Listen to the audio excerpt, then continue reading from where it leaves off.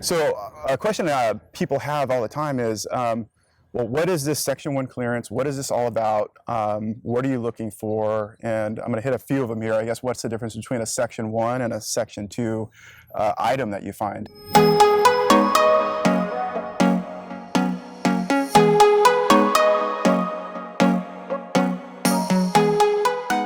We're with Zach Bruno. He is with Carmel Valley Pest Control.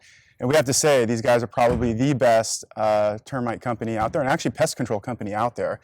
We use them exclusively for all of our listings, and even if you're not thinking about selling your home, it's always a good idea to have your home inspected for termites. We did the exact same thing several years ago, just by seeing, all the hidden danger. And I'm glad we did, because we actually found some termites in our home that were actually treated by Carmel Valley Pest Control.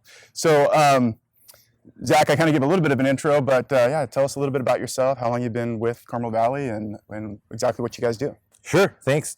Yeah, I've worked with Carmel Valley Pest Control about 13 years now, family-run company. We do a lot of different things, a lot of different maintenance. We started as primarily a termite company. That's what we did with escrow and people that were maintaining their home.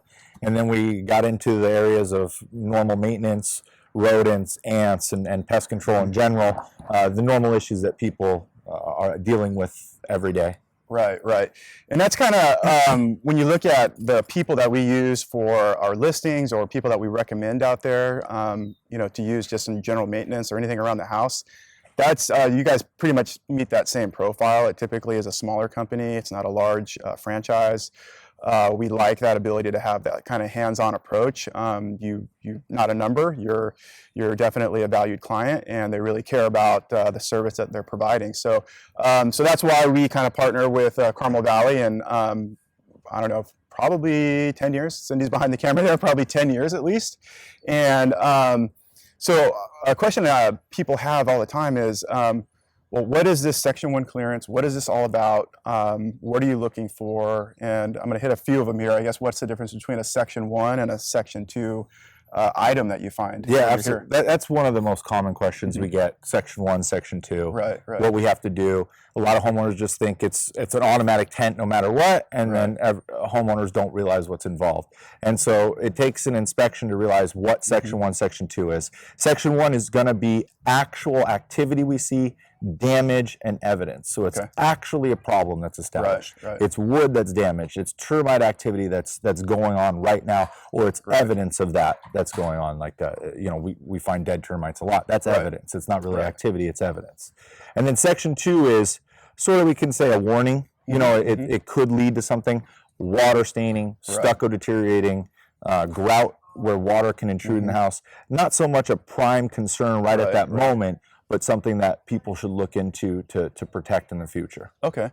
And I think too, when it comes down to even if there's a Section 1 item, and there's a misconception out there that that the homeowner is going to have to repair these items. And what we want to do is set that homeowner up for success in the beginning.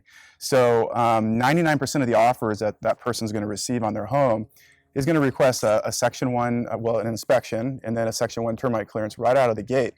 So how do you negotiate a contract if you don't even know what that number is? So this is the one inspection that we always recommend before listing your home for sale.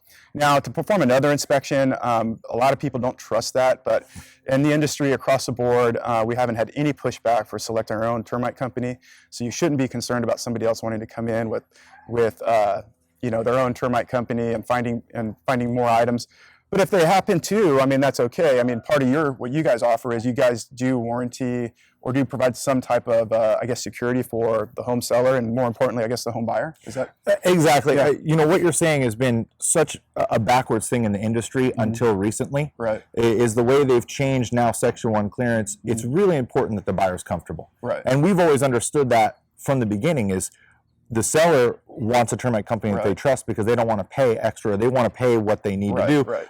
But we're really invested with the buyer. We're in the house for a few years, and the buyer actually ends up being our client for the next few years to make sure that everything is to their liking, to make sure that the work's done properly. Because if they have a complaint, we're on the hook for it. We're being called back. So the way things are done now, we really we understand second opinions. We understand people wanting their own deal, but our whole goal is to make sure that the person that we're going to be invested in with the next few years is at ease, and that what they are getting is what is standard for the industry, and also what's going to make them happy. Right. And I would say I think we've been involved in a couple of those where we had a listing that was a flip. There was a previous termite company that came in on the initial transaction. Our client already had a termite company come out prior to us contacting you, and luckily we felt completely confident in your opinion, your approach to the situation, because now those are all disclosures. So now we had a situation where we're disclosing 3 different termite inspections, and of course, it's like anything. You can have 3 different people look at the same thing, and they're gonna see different things and potentially come up with different things. But what you touched on was important, that you guys stand behind your findings, and like you said, you're invested a couple years with that potential buyer. Exactly. So, yeah. Hey, on a personal note, what's one of the craziest things you've ever seen at a house, found at a house, or what's I'm sure you've seen a lot. We go in a lot of areas where people don't want to go, under the house, in the attic. So there's always things that we can find in those areas that people are a little creeped out by. It's icky. We find dead animals all the time under the house, all the time, and that can be an issue with smelling things that you don't want to deal with. But I think the craziest experience I had was a beehive in the attic, where you're doing stuff, you're looking around, and you don't normally find them in the attic like that, and they're very kind of protective of their hive, and they're around you, and you want to freak out, you want to skid away from you, but the thing you had to do was be calm. And so the rest of that time in that attic, I was just trying to easily get away from it. But I think that was the most unique experience I've had. Yeah, I can only imagine. And then, so you guys are encountering it all. We're lucky today; it's nice and cool, but I'm sure it's not pleasant during the summertime with the humidity and it's a sauna, sauna training. Yeah. So I don't envy you at all. Thanks. Then the other, I guess, misconception is that you're automatically going to tint. What we're seeing here in this area and these types of homes is usually spot treatment. There has been occasions where people will tint, and that's, I guess, a decision that your real estate agent's going to have to help you, guide you through your comfort level and how you're going to transition out of that home, what the buyer's comfortable with, and then really, quite frankly, I guess what the termite company that you're using for the inspection, the clearance, and ultimately kind of really a warranty is comfortable with. So that's... Yeah, you listed a lot of variables there, and that's really what it is. There are companies that are kind of a prime tent, because that's the easiest thing, liability-wise, everything's dead. Right.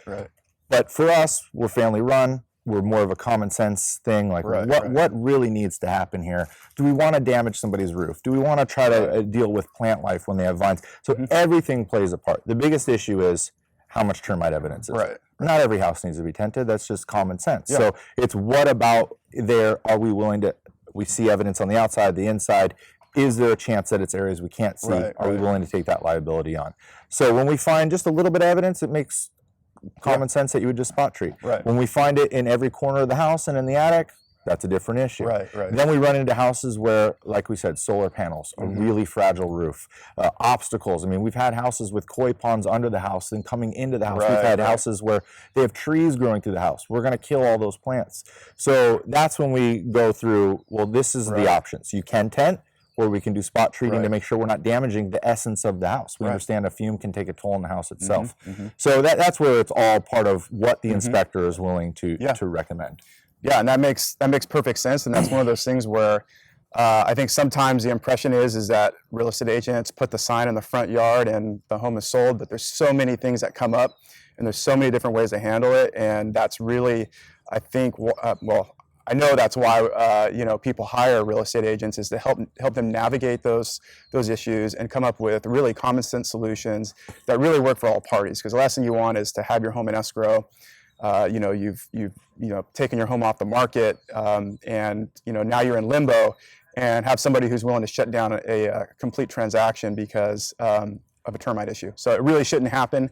And luckily we have, someone like Zach with Carmel Valley Pest Control to really, come up with those common sense approaches. So, but thanks, man. Thanks for going on video. I know we kind of sprung it on you, and we're at one of our listings right now, wrapping up. And so I'm looking forward to hearing what we found. Hopefully it's not too bad, because that's always fun, conversation with the homeowner. So, but thanks again. Yeah, no, thank you.